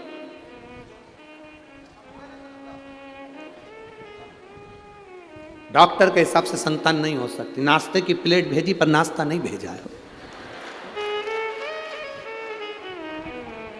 डॉक्टर के हिसाब से संतान नहीं हो सकती थी। मेरा मोबाइल नंबर यह है रवि दीपा बाथम, ग्वालियर लगहेड़ी, क्या है ये? हाँ तुम समझ गए ना, बस ठीक है, ठीक है। कहीं बैठी हैं क्या? हाथ हिला सकती हैं अगर कहीं बैठी हो तो। महाराज डॉक्टर के हिसाब से संतान का सुख नहीं हो सकता था, रजो धर्म नहीं, संतान कैसे होगी? पर वास्तव में शिव शिव है गुरु जी, शंकर शंकर है। सब ने मना कर दिया था संतान नहीं होगी। 3 साल 4 साल 5 साल 6 साल 7 साल निकलते चले गए, हमने भी शिव जी को नहीं छोड़ा। आपकी कथा में इतना विश्वास था, शंकर जी को जल चढ़ाती, नंदी के पास बैठकर बेलपत्र खा लेती, बाबा को प्रार्थना करती, ना रजो धर्म आता पर संतान आप दोगे। बाबा की कृपा से मुझे 7 साल के बाद पुत्र की प्राप्ति, ये शिव कृपा है, वो घड़ी है। देवता देते हैं पल्ला झाड़ कर और महादेव देता है छप्पर। वो देता जरूर है, क्या देगा, कब देगा, कैसे देगा, ये उसके ऊपर निर्भर कर। क्यों सुने कथा? अभी ये कथा तो ददरुआ धाम में यहाँ आज पूरी हो जाएगी, 1 बजे से 4 बजे तक आप टीवी पर देख लोगे, यहाँ 12 बजे पूर्ण हो जाएगी। अगली कथा 5 तारीख से जलगांव महाराष्ट्र में प्रारंभ हो जाएगी, दोपहर में 2 बजे से 5 बजे तक टीवी पर आप लोग देखेंगे। उसके बाद में कथा फिर वहाँ पूर्ण होने के बाद 11 तारीख को वहाँ पूर्ण होगी, 16 तारीख को अमरावती में प्रारंभ हो जाएगी, दोपहर में 1 बजे से 4 बजे तक वो कथा पूर्ण होगी। 20 तारीख को, 25 तारीख से 31 तारीख तक कथा पंढरपुर महाराष्ट्र में प्रारंभ हो जाएगी, हरि विठल के चरणों में। तो ये कथाएं तो चलती रहेगी। कोई तुमसे कहे कि तू कथा सुनती है, इतना दिल लगाती है, क्या देगा बाबा? उससे कहना कथा सुनना मेरा काम है, देना और नहीं देना उसका काम है, वो जाने, उसका काम जाने। बस अपने अहम से दूर रहकर हम भगवान की भक्ति करें। अहंकार को पटक दो, कहीं चूल्हे के अंदर ले जाकर, अहंकार को एक कोने में ले जाकर छोड़। तारकासुर के 3 बेटों ने पुरियों को बचाने के लिए भगवान शिव की भक्ति करी। देवता नहीं नष्ट कर सके 3 पुरियों को। सारे देवता महादेव के पास जाकर बोले बाबा इनकी पुरियों को नष्ट करना है। बाबा ने कहा वो मेरी आराधना करते, मैं कैसे नष्ट कर सकता हूं? देव ऋषि नारद को भेजा तारकासुर के 3 बेटों के पास में, तारकाक्ष विदुम्माली कमलाक्ष किसमें। नारद जी प्रतिदिन जाते, उनके पास में बैठ जाते और उनसे भगवान शंकर की निंदा करवाना प्रारंभ करा। नारद जी रोज जाते, रोज कुछ ना कुछ कहते और निंदा करवाना प्रारंभ करा। याद रखो, जब व्यक्ति का विनाश का समय आता है तो वो शंकर की निंदा में लग जाता है। ये कथा तारकासुर के 3 बेटों की कह रही। ये तारकासुर के 3 बेटों की कथा कह रही, निंदा में लग। तुम्हारी पड़ोसन तुम्हारे यहां आए, भगवान शंकर का गुणगान करे तो उसको बिठाओ। अगर वो आकर शंकर की निंदा कर रही है, तुम्हारे रिश्तेदार शंकर जी की निंदा कर रहे हैं, शिव पुराण की निंदा कर रहे हैं, शिव भक्ति की निंदा कर रहे हैं, उस समय पर वहां से उठकर चले जाओ या हाथ जोड़ लो। तुम हमारे रिश्तेदार हो, तुम हमारे नातेदार हो, हमारा तुमसे संबंध है, तुम हमारी बात करो, महादेव की कोई बात नहीं करेंगे, शिव पुराण की कोई बात नहीं करेंगे। शंकर हमारा है, हम शंकर के हैं, बोल बम का नारा है, बाबा एक सहारा। हमें कोई निंदा नहीं सुनी, हम नहीं सुन सकते। नारद जी ने तारकासुर के बेटों को निंदा करने में लगा दिया। अब तो तारकासुर के बेटे तीनों निंदा में इतने डूब गए, जितना रस लोगों को कथा में नहीं आता, उससे दुगना रस चुगल चोटाई में आता। इतना रस कौन? बा बिमलाबाई की छोरी, हो, जो निंदा में डूबना प्रारंभ करा, जो डूबना प्रारंभ करा, मालूम पड़े पूरी जिंदगी बेकार कर ली। ना करिए, क्या करना। आग लगे बस्ती में, अपन रहो मस्ती में, क्या किसको रोइए, चादर तान के सोइए। कोई कितनी भी तुम्हारी निंदा करे, कितना भी तुमसे बोले, तुम रोज मंदिर जाओ और कोई कोई तुमसे कह दे ये चल दी सती सावित्री, ये चल दी सियोर वाला महाराज की चेली, ये चल दी रोज मंदिर, वो जितना जितना बोले तुम उतनी जोरदार खजूर की चोटी करके उसके सामने से निकलो, उतनी जोरदार। वो जले नहीं तो जला और जल ले जा, क्या होगा? चले। तारकासुर के 3 बेटे जैसी निंदा में लगे, तीनों एकत्रित हुए, शंकर भगवान ने तीनों पुरियों को भस्म कर दिया। वर मांगा था 1 बाण से 3 पुरियां भस्म होना चाहिए, 1 बाण से शंकर भगवान ने 3 पुरियों को भस्म कर दिया। शिव जी का नाम त्रिपुरारी हो गया। तारकाक्ष, विदुमाली, कमलाक्षकी को मारने के लिए 33 कोटि देवी देवताओं को शंकर भगवान ने पशु बना दिया। शंकर भगवान उनके पति बन गए। भगवान शंकर पशु के पति बन गए, इसलिए उनका नाम पशुपति नाथ हो गया। भगाते भगाते तीनों को एक जगह इकट्ठा करा, त्रिशूल उठाकर तारकाक्ष, विदुमाली, कमलाक्षकी को मारते, नंदी का रूप लेकर सींग से मारना चाहा, पीछे से कमलाक्षकी ने आकर भगवान शंकर का सिर काट दिया। जैसे ही पशु बने भगवान शंकर का सिर कटा, सिर जाकर नेपाल में गिर गया, धड़ केदार में गिर गया।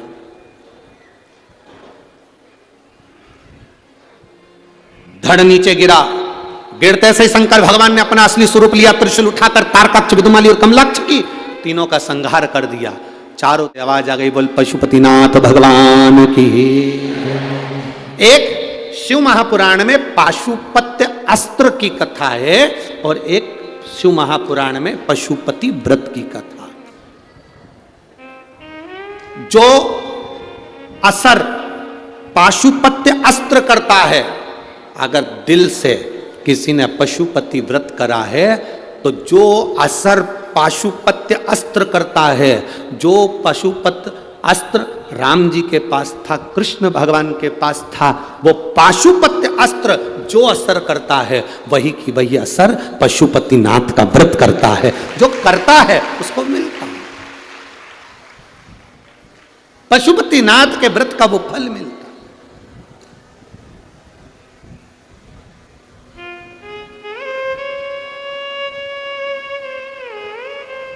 अब पशुपति व्रत, मेरा निवेदन है, चाहे माताएं हों, पुरुष हों, बच्चे हों, बेटियां हों, बेटे हों, दिल से कर कर देखो एक बार, दिल से।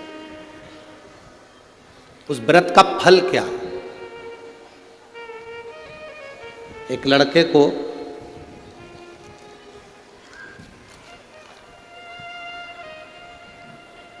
मेरा नाम स्नेहलता देवी, पति का नाम ओपी सर यादव, निवासी बुढ़ाना गांव, आगरा, उत्तर प्रदेश की हूँ। कहीं बैठी हो तो हाथ हिला सकती हैं, अगर कहीं बैठी हो तो अपना हाथ हिला सकती हैं। स्नेहलता देवी, पति का नाम ओपी सर, निवासी बुढ़ाना गांव, आगरा, उत्तर प्रदेश की निवासी हूँ। कहीं बैठी हो तो हाथ हिला सकती हूँ। मैं भोले बाबा का क्या वर्णन करूं गुरुदेव? वास्तव में बाबा बाबा है। मेरा बेटा एसएसबी में पास हो गया था, बेटे का मेडिकल होना था, उसी टाइम बेटे के आंख में फलिश आ गया, उसको लकवा लग गया। अब बेटे ने एसएसबी में पास कर लिया पर उसके चेहरे पर लकवा लग गया और 11 दिन बाद उसका मेडिकल था। गुरुदेव 11 दिन बाद मेडिकल होना था, बड़ा चेहरा काम नहीं कर रहा था, आंख से टेढ़ी हो गई थी, मुख टेढ़ा हो गया था। करता क्या? एमआरआई कराया, सब कुछ कराया, इलाज चालू हुआ, पर 11 दिन में पैरालिसिस कैसे ठीक हो सकता है? उस बच्चे ने, बेटे ने कहा, मां मैं क्या करूं, 11 दिन बाद मेरा मेडिकल है और मुझे पैरालिसिस हो गया है। मेरी बेटी उसी समय पर रात को मुझे फोन कर कर कहती है, मां भैया को अगर पहले से हुआ है और उस पास हो गया है, मेडिकल होना है उसका, एक काम करो, शंकर जी पे चढ़ी हुई बेलपत्र उस बेटे तुम्हारे मेरे भाई को उसको खिलाना प्रारंभ करो और एक बेलपत्र उसके चेहरे पर लगाओ। मैंने उसके चेहरे के पास में बेलपत्र रख दी गुरुदेव। डॉक्टर अपना इलाज करते रहे। इलाज 8 दिन तक चला। मेडिकल होना था 11 दिन के अंदर, थोड़े दिन और बचे तो 2-4 दिन। बेटा कैसे ठीक होता।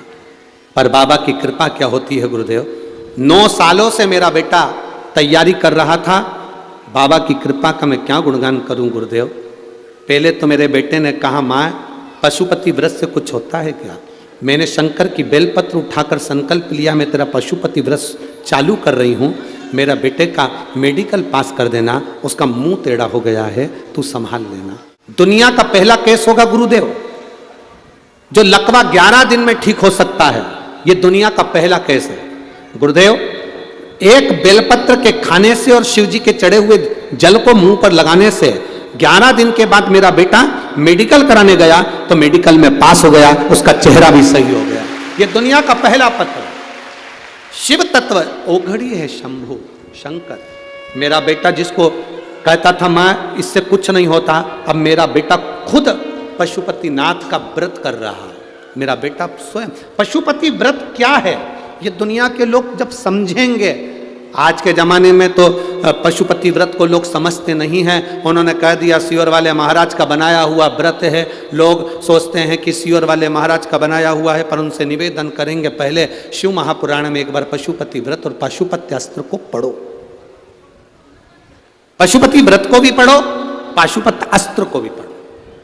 जो पाशुपत्य अस्त्र जो काम करता है वही काम पशुपति व्रत करता है, वही काम। कितने व्रत होते हैं जम के बोलो जरा। 5 व्रत पशुपति के होते हैं। कितने दिए लगते हैं? 6 दिए लगते हैं। घर में मीठे का प्रसाद बनता है। पूजा की थाली जो सुबह जाती है मंदिर में, वही थाली शाम को जाती है। शाम को 6 दिए प्रसाद एक साथ इकट्ठा जाता है। मंदिर में जाकर सबसे पहले 6 दिए रखे जाते हैं, फिर प्रसाद के 3 हिस्से करे जाते हैं। प्रसाद के 3 हिस्से होने के बाद 5 दिए को जलाया जाता है। रखे कितने जाते हैं? 6। जलाते कितने हैं? 5। कब जलाते हैं? जब प्रसाद के 3 हिस्से हो जाते हैं। प्रसाद के 3 हिस्से हो गए, आपने उसमें बेलपत्री रखकर बाबा को भोग धरा दिया। 5 दिए लगा दिए। दिए जमीन पर 6 ही रखना। जब 5 दिए जला लो, बाबा की पूजन अर्चना कर दो। अर्चना पूजन करने के बाद आते समय 1 दिया और 1 प्रसाद का हिस्सा थाली में वापस लिया। वो दिया जिसको जलाया नहीं है, प्रसाद का 1 हिस्सा थाली में रख कर लाओ, 2 हिस्से मंदिर में रहने दो। बाबा को प्रार्थना करो, बाबा आज मेरा पहला व्रत है, आप स्वीकार करना बाबा, दिल से कर रही हूँ मेरे बाबा, बार बार नहीं कह सकती, मेरी ये चिंता है, इसको हर लेना। प्रार्थना करो। एक ही मंदिर में 5 व्रत पूरे करना है। बीच में कहीं जाना पड़ जाए, व्रत छोड़ दो, आकर करो। तुम्हारे यहाँ शादी फंक्शन आ गया, छोड़ दो, बाद में कर लो। कहीं तुम्हारे यहाँ कोई 30 त्योहार आ गया, कोई व्रत पड़ गया, जो व्रत तुम पहले से करती हुई आ रही हो वो व्रत करना जरूरी है, तो पशुपति व्रत को उस दिन छोड़ दो, अगला व्रत कर लेना। गिनाई में 5 ही आएंगे। रजोधर्म आ गया, रजस्वला हो गए, व्रत छोड़ दो, अगला व्रत कर लेना। किसी के यहाँ का उस व्रत का नियम रहता है कि उस दिन जिस दिन तुम्हारा पशुपति व्रत है, अगर मायके में भी कर रहे हो तो मायके का सामान अगर ले रहे हो तो उसको पैसे देना पड़ते हैं। इसलिए इस व्रत का नियम है कि उस दिन किसी के यहाँ का ना तो पानी पी सकते हैं ना भोजन कर सकते हैं। अगर हम किसी के यहाँ जाकर मुँह झूठा कर लेते हैं, चाय पी लेते हैं, पानी पी लेते हैं, तो कई लोग कहते हैं हमने व्रत करा, हमें फल नहीं मिला। तुम अंदाजा लगा कर बैठो, पशुपति व्रत का नियम है। मायके में अगर कर रहे हो तो मायके में पैसे देना पड़ता है। मायके में अगर भोजन कर रहे हो पशुपति व्रत वाले दिन तो उसको पैसा देना पड़ेगा। अपने पैसे से पूजन करो, अपने पैसे से उसका फल मिले। तो फिर दूसरे के घर का पानी पी लिया उस पशुपति व्रत वाले दिन, या दूसरे के घर का आपने फलाहार कर लिया या कुछ खा लिया, तो कैसे उसका पुण्य फल मिलेगा महाराज? कैसे पुण्य मिले उसका पुण्य फिर प्राप्त नहीं होता। पशुपति व्रत का नियम अच्छे से धारण करो, बाबा से प्रार्थना कर कर। 5वां व्रत जब पूर्ण हो, जो 6ठा दिया आप लेकर आते हो, उसको घर के दरवाजे पर, घर के अंदर जब आप प्रवेश करेंगे तो अपना सीधा हाथ राइट हैंड जहां होता है वहीं पर बैठ जाओ, घर की ओर मुख करो। 6ठे नंबर का दिया उस दरवाजे के बाहर जला दो।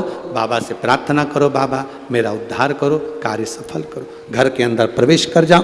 प्रसाद का जो एक हिस्सा तुम लेकर आए हो, भोजन करने से पहले सबसे पहले प्रसाद का वो हिस्सा खाइए। प्रसाद में नमकीन ना बने, इसका ध्यान रखें। जो भगवान को हम प्रसाद के 3 हिस्से करेंगे वो मीठा ही बनना चाहिए। घर पे जो भोजन करो उसमें तुम नमकीन खा सकते हो, मना नहीं, पर पहले जो प्रसाद का हिस्सा लेकर आए हो उसे खाना है, फिर भोजन करना है।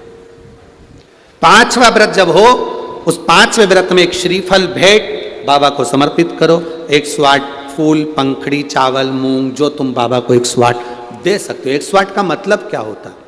हम बाबा को 108 चावल का दाना दे रहे हैं, या पुष्प दे रहे हैं, या पंखड़ी दे रहे हैं, या बेलपत्र दे रहे हैं, उसका मतलब क्या है? हम 108 बार बाबा के नाम का उच्चारण कर कर बाबा को सहस्त्रवाली के रूप में समर्पित कर रहे हैं। हम अभिषेक नहीं कर पाए, हम आपका अनुष्ठान नहीं कर पाए, हम यज्ञ नहीं कर पाए, हम बहुत बड़ा लोगों का भंडारा नहीं कर पाए, हम 108 फूल की पंखड़ी दे रहे हैं। इसका मतलब है कि हमारा यज्ञ, हमारा उद्यापन आज पूर्ण हो रहा है। बाबा इसको स्वीकार करें। चढ़ाकर फिर वही दिया लेकर अपने एक प्रसाद का हिस्सा लेकर घर आ जाओ। 5वां व्रत पूर्ण हो, बड़े आनंद के साथ बाबा से विनय करो।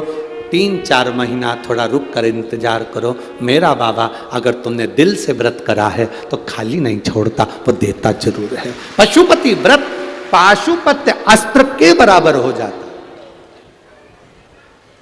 तारकासुर के 3 बेटों का भगवान ने संहार कर दिया।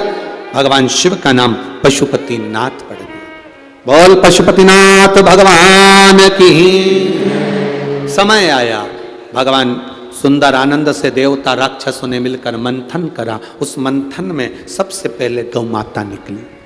5 गाय समुद्र के मंथन में निकली है। 5 सुरभि, सुशीला, बहुला,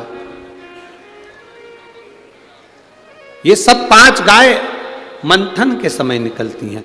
मंथन के समय इन 5 गायों का निकलना अर्थात भगवान शंकर ने जो विष पिया है उस विष के जलन को, कंठ में पड़े हुए विष के ताप को समाप्त करना।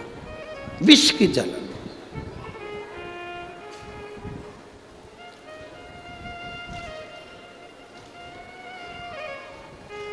आप हम श्री शिवाय नमस्तुभ्यम का जो गुणगान करते हैं, ये हमारे भीतर के ताप को, दुख को, विष को समाप्त करता है। हम क्यों कहते हैं कि आप लोग कथा में आए हो, पंडाल में आए हो, या टीवी पर कथा सुन रहे हो, या आस्था चैनल पर कथा सुन रहे हो, मोबाइल पर कथा सुन रहे हो? हम क्यों कहते हैं कि जिस समय इस मंत्र का गुणगान किया जाए, साथ में बोलने का मौका मिले और आप बाबा से कहें बाबा मेरे दुख काटो, उस समय पर आप भूमि पर बैठकर बाबा से प्रार्थना कर कर अपने मन की बात शिव से कह सकते हैं। कभी मेरी जीजियों से निवेदन है, आपको लगता है कभी कि मैं बहुत दुखी हूँ, बहुत कष्ट में हूँ, मेरा दुख नहीं मिट रहा, मेरी बीमारी नहीं मिट रही, मेरी तकलीफ नहीं मिट रही। आप जल चढ़ाने के पहले और जल चढ़ाने के बाद, कब कब जम के बोलो, जम के बोलो जरा। जल चढ़ाने के पहले और जल चढ़ाने के बाद 2 क्षण के लिए, आपके पास ज्यादा समय नहीं हो तो 2 क्षण के लिए नंदी के, जहां नंदी शिव जी के सामने बैठता है उसके राइट में, नंदी के राइट में, नंदी के लेफ्ट में नहीं, नंदी के राइट में थोड़ी सी देर जल चढ़ाने से पहले और जल चढ़ाने के बाद 2 क्षण वहां बैठकर अपने जो दुख है, आप कहो कि मेरे बहुत बड़ी तकलीफ चल रही है, बहुत कष्ट चल रहा है, बहुत टेंशन में हूं, थोड़ी देर बैठकर नंदी के पास अपनी उस चिंता का स्मरण कर कर श्री शिवाय नमस्तुभ्यम बोलो, उठो, जल चढ़ाओ, वापिस आकर 2 क्षण बैठकर श्री शिवाय नमस्तुभ्यम बोलकर अपने दुख का स्मरण कर कर फिर घर को जाओ। 15 दिन कर कर देखो, मेरा बाबा आपकी नैया पार करेगा, निश्चित है, निश्चित। करता चलो।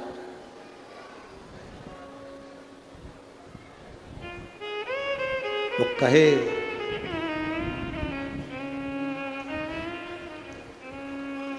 समझाना बड़ा मुश्किल है,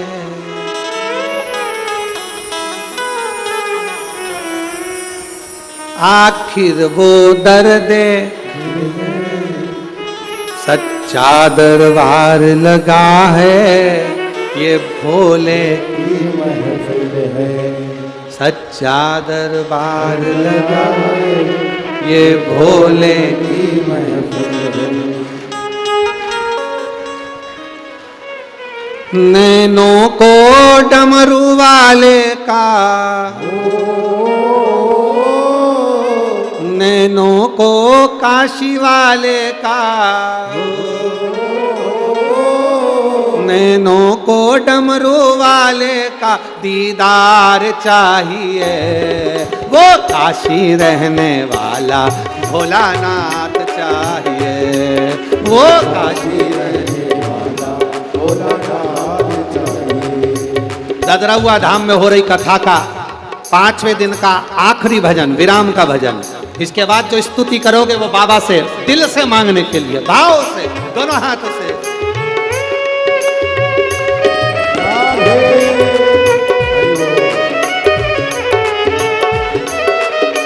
मात्र 3 मिनट में इस भजन को पूर्ण कर दें। थोड़े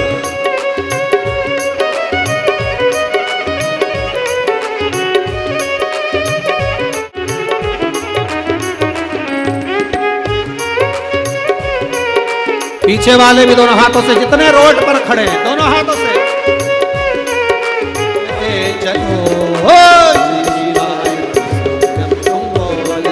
चलो।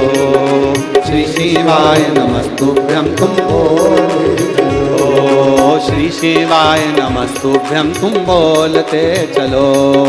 श्री शिवाय नमस्तुभ्यं तुम बोलते। हार हार। अपने स्थान पर बैठकर भगवान देव अधिदेव महादेव से भाव से प्रार्थना करना, दिल से विनती करना, झोली पसार कर नमन करना, बाबा से जहां जगह मिल जाए वहां बैठकर दिल से कहना और उच्च स्वर में नाम पुकारते हुए साथ में श्री शिवाय नमस्तुभ्यं बोलते। जहां जगह मिले वहां बैठ जाओ, पेड़ के नीचे, रोड पर, जमीन पर, जहां दुकान में, जहां जगह मिले वहां बैठकर बाबा को विराम की ओर लेते हुए बड़े आनंद के साथ प्रार्थना करिएगा भाव से।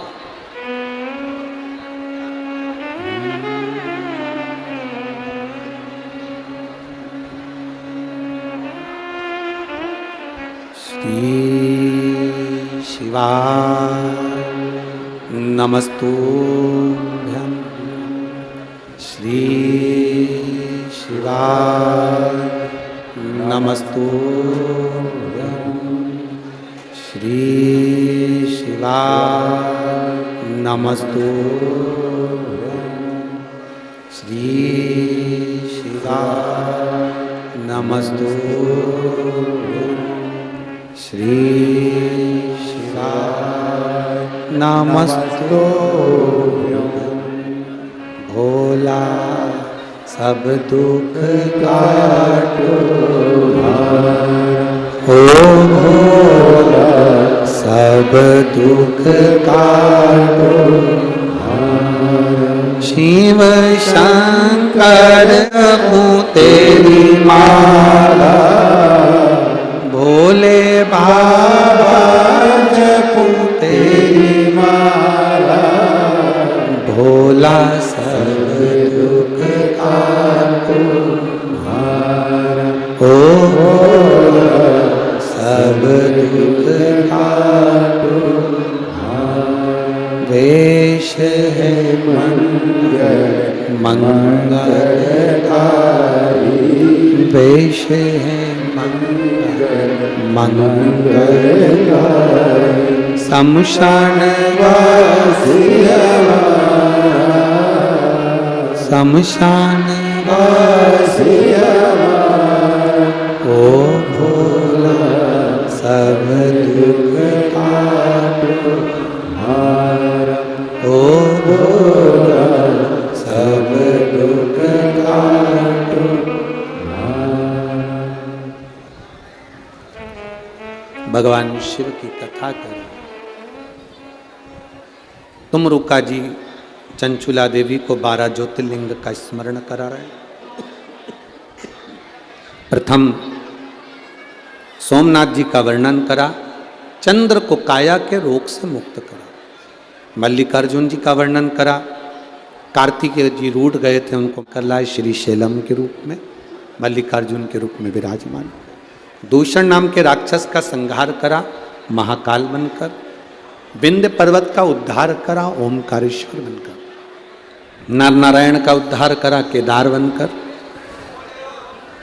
भीम का संहार करा भीमा शंकर बनकर, मनु शत्रुपा का उद्धार करा विश्वनाथ बनकर, गौतम बाबा पर से गौ हत्या के दोष से मुक्त करा त्र्यंबकेश्वर बनकर, रावण के लिए स्थापित एक भूमि पर हो गए वैद्यनाथ बनकर, दारुक नाम के राक्षस का संहार करा नागेश्वर बनकर, राम जी स्वयं रामेश्वर धाम की स्थापना करे सुंदर आनंद के साथ रामेश्वर के रूप में विराजमान, सुधर्म नाम के ब्राह्मण की पत्नी घूष्मा के बेटे को जीवित कर दिया तो कृष्णेश्वर हो गए। 12 ज्योतिर्लिंग की कथा को तुमरुका जी ने चंचुला देवी को श्रवण कराया, भाव से प्रेम से। बाबा भोलेनाथ कहते हैं तुमरुका जी मैं आपको क्या दूं? तुमरुका जी शिव जी की बेलपत्र मांग लेते हैं। चंचुला देवी का पति बिंदु प्रेत योनि से मुक्त हो जाता है। शंकर भगवान ने कहा जो इस शिव महापुराण की कथा को सुनता है, पढ़ता है, करता है, कराता है, वो मुझे ही प्राप्त करता है। कलिकाल में संसार में जो शिव महापुराण की कथा को दिल से सुन लेगा, शिव जी कहते हैं उसके घर को, उसकी संपदा को, उसको वैभव को मैं स्वयं संभाल लूंगा, उसके आनंद को मैं बढ़ाऊंगा।